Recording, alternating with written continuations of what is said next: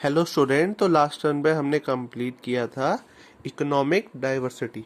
आज हम स्टार्ट करेंगे religious diversity. India has been home to various religion from olden times. India है उसमें बहुत ही सारे रिलीजन्स रहते थे ओल्डन टाइम से। The oldest religion of India is Hinduism. जो इंडिया का सबसे ओल्डेस्ट रिलीजन है वो है Hinduism. Other main religion that thrive in India are Islam, Christianity, Buddhism, Jainism, Zoroastrianism and Sikhism. जो इंडिया में है और भी बहुत सारे मेन रिलीजन हैं जो रहते हैं, जैसे इस्लाम, क्रिश्चियनिटी, बुद्धिज्म, जैनिज्म और सिखिज्म भी। Our constitution declares that India is a secular country where all its citizens enjoy right to freedom of religion as a fundamental right. जो हमारा कॉन्स्टिट्यूशन है इंडिया का वो ये है, कहता है India is a secular country. India जो है सेक्युलर कंट्री है, वेयर उसमें जो भी सिटीजन है उसका सबका अपना अपना राइट है, वो किसी भी रिलीजन को फॉलो कर सकता है। ठीक है। नेक्स्ट है cultural diversity. People living in different region of India speak different languages. जो इंडिया में पीपल रहते हैं डिफरेंट डिफरेंट रीजन में रहते हैं, वो डिफरेंट डिफरेंट लैंग्वेज बोलते हैं। They have different types of food and they celebrate different festival. सब अपने अपने फेस्टिवल भी सेलिब्रेट करते हैं। There are 22 language listed in 8th schedule of the institution constitution. जो 8th शेड्यूल था इंडियन कॉन्स्टिट्यूशन में, उसमें 22 लैंग्वेज लिस्ट हुई। तो जैसे 22 लैंग्वेज क्या है, जैसे नॉर्थ साइड में हिंदी बोलते हैं, उर्दू बोलते हैं, महाराष्ट्र में मराठी बोलते हैं, पंजाब में पंजाबी बोलते हैं, हरियाणा में हरियाणवी बोलते हैं। अलग अलग जगह की अलग अलग लैंग्वेज है। ठीक है। उड़ीसा में उड़िया बोलते हैं। आप नीचे जाओगे तो तेलंगाना साइड तेलुगु वगैरह बोलते हैं, और सबके अलग अलग फेस्टिवल भी होते हैं। ठीक है। Analysing contemporary sources. अब हम इसमें कंटेम्प्ररी सोर्सेस को एनालाइज करेंगे। थोड़े पॉइंट्स आपको पढ़ने हैं। The Indian constitution lays down the right to equality as a fundamental right. ठीक है। अब सबका इंडियन कॉन्स्टिट्यूशन कहता है कि सबका अपना अपना इक्वल राइट्स हैं, चाहे वो बॉय हो, गर्ल हो, अमीर आदमी हो, गरीब आदमी हो, पर सबका इक्वल राइट है। The rights include are the right to equality including equality before law. Right to equality मतलब ये है कि जहाँ पर किसी भी चीज का हक है तो वहाँ पे सबका हक हो सकता है। सब इंडिविजुअल अपना हक के लिए लड़ सकते हैं। ये नहीं कि एक जना अपने राइट के लिए लड़ रहा है तो दूसरा नहीं लड़ सकता। नेक्स्ट है prohibition of discrimination on the ground of religion, race, caste, sex और प्लेस ऑफ बर्थ। अब ये नहीं कि भेदभाव, इंडिया में भेदभाव नहीं है, डिस्क्रिमिनेशन नहीं है रिलीजियस को लेकर, किसी भी जेंडर को लेकर, प्लेस ऑफ बर्थ को लेकर, किसी भी कास्ट को लेकर, सब बराबर है इंडियन कॉन्स्टिट्यूशन के लिए। चाहे बॉय हो, गर्ल हो, अमीर हो, गरीब हो, रिच पुअर, सबके लिए इक्वल राइट है। Equality of opportunity in matters of public employment. अब जहाँ पे पब्लिक एम्प्लॉयमेंट मतलब जहाँ पब्लिक के लिए जॉब आती है, वहाँ पे सबका इक्वल राइट है कि वो अप्लाई कर सके। अबॉयलेशन of untouchability.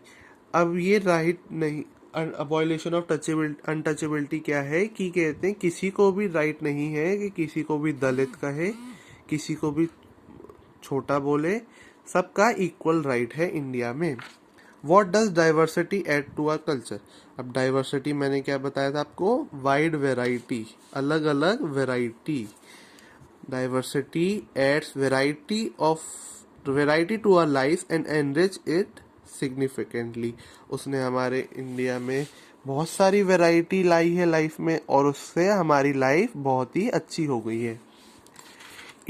It teaches us to be open-minded and tolerant. It helps us to evolve as a better human because we respect people with different religious belief, viewpoints, custom and culture. अब diversity क्या कहती है ये हमें better human बनाती है, और ये भी कहती है कि हमें दूसरों की रिस्पेक्ट करनी चाहिए, चाहे वो दूसरे रिलीजियस का हो। ठीक है। It is amazing that in spite of all our geographical, economic और रिलीजियस डिफरेंसेस, इन सभी के अलावा जोग्राफिकल, इकोनॉमिक और रिलीजियस डिफरेंसेस है हमारे इंडिया में, we Indians share some strong similarity. अब हम सब इंडियन में एक स्ट्रॉन्ग सिमिलरिटी हम शो करते हैं। The vastness of our country or the physical barrier have never been able to discourage the movement of people from one part of the country to another।